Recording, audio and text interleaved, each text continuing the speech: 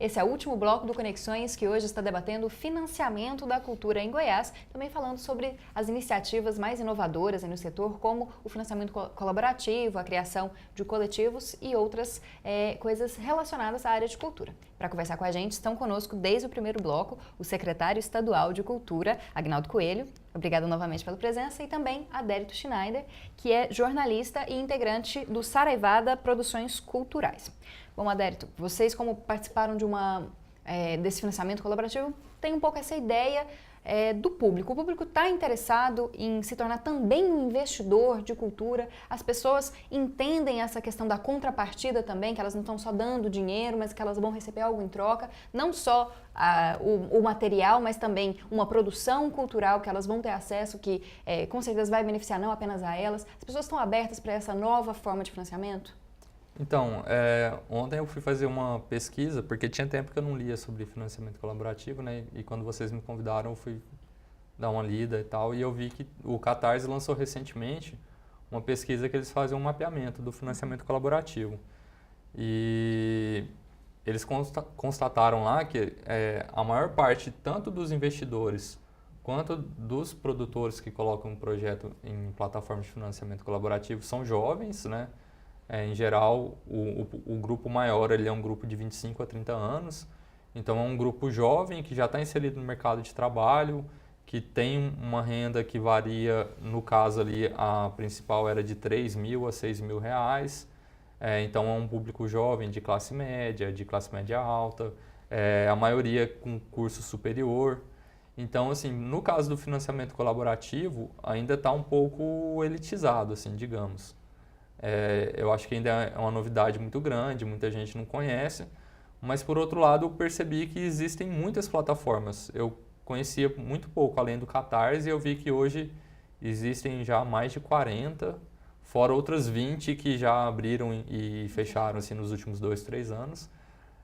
Mas eu vejo que está tendo, aos poucos, está tendo uma divulgação maior mesmo, assim, que as pessoas estão se interessando mais.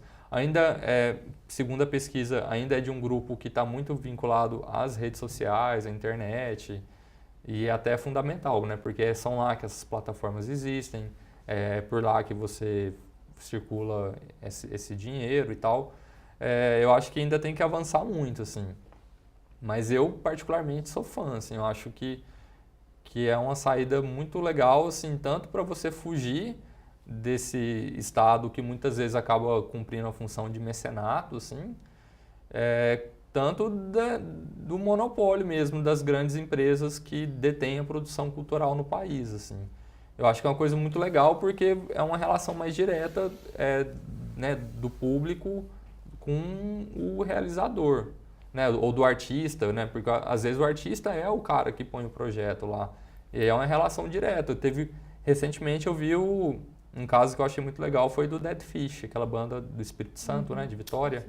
Eles lançaram um CD por lá e eles venderam assim 200, 400% do que eles tinham colocado como meta.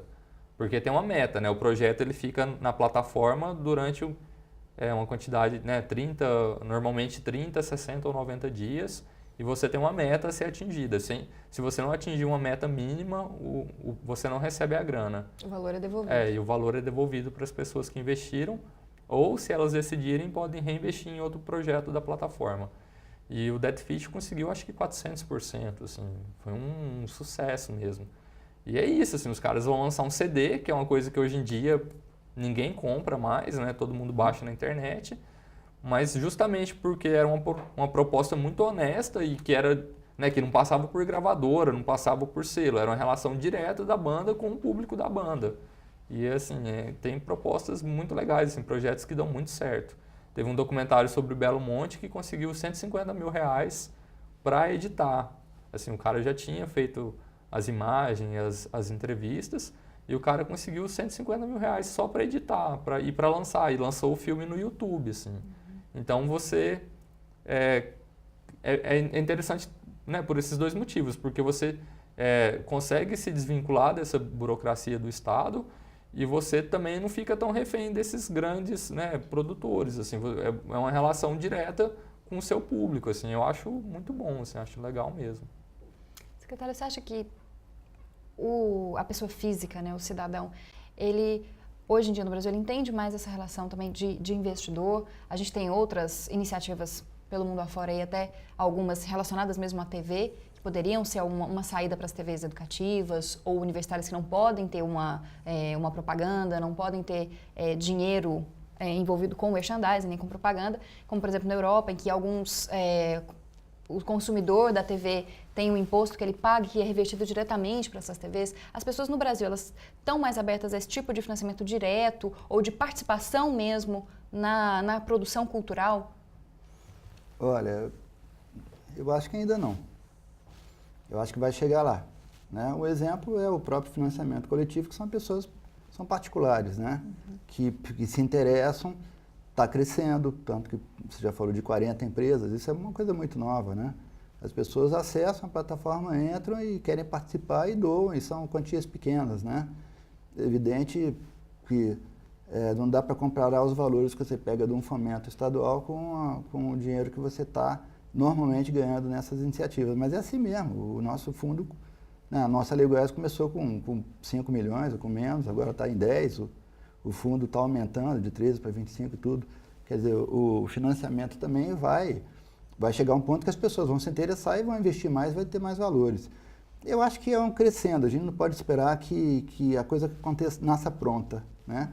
A coisa vai evoluindo e eu tenho bastante esperança, principalmente que a cultura, à medida que ela vai acontecendo, as pessoas vão vendo o benefício dela, vão vendo a fruição, vão vendo a ampliação de horizontes que ela permite. Então as pessoas vão se sentindo estimuladas a investir. Mas eu acho que é um processo, eu não poderia dizer que os investidores, pessoas físicas, estão num nível de investimento interessante. Ainda não está, mas vai chegar lá, né? Pelo menos as pessoas têm uma ideia diferente de que investir em cultura não é jogar dinheiro fora, né? Não, que muita gente acha que deve se investir em saúde, educação, mas cultura é o último da fila, né? Com certeza. Eu acho que o dinheiro da cultura é importante, ele tem que ser muito bem gasto em projetos que realmente valham a pena, porque esse outro lado que você falou é um lado de necessidades muito violentas, né? Necessidades imediatas, de saúde, vezes, violenta, né? Violenta, que eu quis dizer, não foi em relação à Secretaria de Cultura, não. Mas uma coisa, desculpa, secretário, uma coisa interessante, assim, é porque normalmente a gente associa essas plataformas, né, a projetos da área de cultura. E, na verdade, assim, são vários projetos que estão lá, tem plataformas específicas até. Tem muito projeto na área de educação, né, de ambiental, socioambiental, enfim, tem muita coisa legal. E eu vi que está tendo um crescimento, isso olhando ontem alguma dessas plataformas, eu vi que está tendo um crescimento de plataformas específicas para projetos na área de esporte. Eu vi, inclusive, que tem uma plataforma que eles criaram para pagar a dívida do Vasco. Assim, os torcedores do Vasco se juntaram para criar uma plataforma para pagar a dívida do time. O mecanismo é interessante, né? A novidade é você usar a internet para fazer um mecanismo que antes era muito informal, né? Como você até falou, você reclama da vaquinha, porque a vaquinha é uma coisa totalmente informal. E nesse procedimento ele é todo, tem como investir, tem os recibos, tem as metas, tem a lisura, né? Uma coisa totalmente clara, né? Totalmente transparente. Tem as premiações mesmo, além do objetivo maior, tem os pequenos objetivos que as pessoas recebem quando entram. Então, e o que você falou é interessante, isso pode ser usado em várias áreas, não é só da cultura. A gente fala da cultura porque nos interessa aqui, né? Eu vi que está tendo muito também de software livre, assim, galera que está colocando muito projeto para criação de software livre também, que é uma maneira de romper com esse monopólio, assim, das grandes empresas da área de informática, enfim. Então, para finalizar, a gente fala muito do investimento, principalmente do investimento estatal na cultura. A gente, será que caminha para um ponto em que a cultura possa ser autossuficiente, como a gente vê em casos muito grandes, como a questão do cinema americano? No Brasil, o cinema, as artes plásticas, o teatro, todas elas dependem sempre desse financiamento. Elas não conseguem se pagar com ingressos nem com outras formas. A gente um dia vai conseguir que pelo menos alguns dos nossos setores possam ser autossuficientes, possam gerar uma renda que não seja tão ligada a investimento estatal? Eu acho que sim. Mas eu acho que você tem que prestar atenção numa coisa. A autossuficiência normalmente é um grande interesse público. Então, tem coisas importantíssimas da cultura que não geram esse grande interesse público. Então, o Estado sempre tem que estar atento para investir, para fazer um equilíbrio. Tem certos projetos que, né, que pelo valor midiático que eles têm, de linguagens que tenham acesso. Por exemplo, você fazer uma peça com grandes atores globais, você consegue um financiamento muito mais fácil, né, investimento de particulares. Então, quer dizer, essa peça ela tem mais facilidade para captar patrocínio do que uma cultura tradicional que o alcance é menor e a importância é imensa. Então, eu acho que, né, eu acho difícil que todas as áreas tenham essa autonomia. Eu acho que o Estado sempre vai ter que estar atento para investir nessa cultura que é importante e que não está sendo investida. E você, Adalto, concorda? Concordo. Assim, apesar de eu estar aqui defendendo o financiamento colaborativo, eu acho que o papel do Estado é fundamental mesmo. Eu acho que o Estado ele tem que estar sempre muito atento mesmo. E até mesmo porque é perigoso quando a gente fala em autossuficiência, porque fica parecendo que essa coisa, né, do mercado livre, assim, que vai estar tudo certo sem o Estado, o Estado mínimo. E é muito perigoso, porque corre um risco da gente virar eu não sei, por exemplo, se Hollywood é um modelo a ser seguido.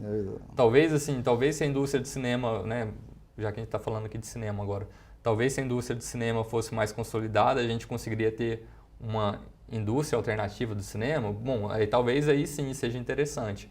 Mas eu acho que assim, o Estado tem a obrigação de estar atento a isso e de atender mesmo projetos, artistas que não têm chance de concorrer nesse mercado, porque muitas vezes a proposta artística deles não se encaixa nesse modelo de indústria. Assim. E a gente já viu que a questão do Estado mínimo não deu muito certo, pelo menos durante o governo Collor, para a cultura não deu nem um pouco certo. E né? esses projetos que às vezes não têm atração, não tem carisma para os investidores, às vezes eles podem ser até super sofisticados, ou podem ser da cultura popular, entendeu? Então, os extremos são problemas. Eu acho que é legal uma análise. Tem tempo para falar isso? Pode falar. Pensa bem, nas leis de incentivo, normalmente os empresários decidem, né, o que vai ser feito. Né? As empresas são fundamentais, porque elas patrocinarem o projeto não sai. No fundo, é a vontade dos próprios produtores culturais. Então, vão acontecer projetos que não vão estar nem num fomento, nem no outro. O Estado tem que estar atento a isso, ao que está sendo proposto e o que é importante que acontece na sociedade e que não está tendo estímulo. Então, eu acho que é dentro disso, é ficar bem ligado para fazer uma harmonização de que aconteçam os projetos culturais de todos os setores, de todas as áreas, de todos os níveis. Infelizmente, nosso tempo chegou ao fim. Queria agradecer, secretário, pela presença no Conexões. Muito obrigada. Eu que agradeço a oportunidade de estar aqui discutindo isso com vocês. É um prazer. Prazer nosso. Bom, muito obrigada também, Adalto, pela presença. Obrigado a vocês. Bom, e você acompanha agora o quadro Conexão Urbana, que traz as dicas de eventos culturais e acadêmicos para você.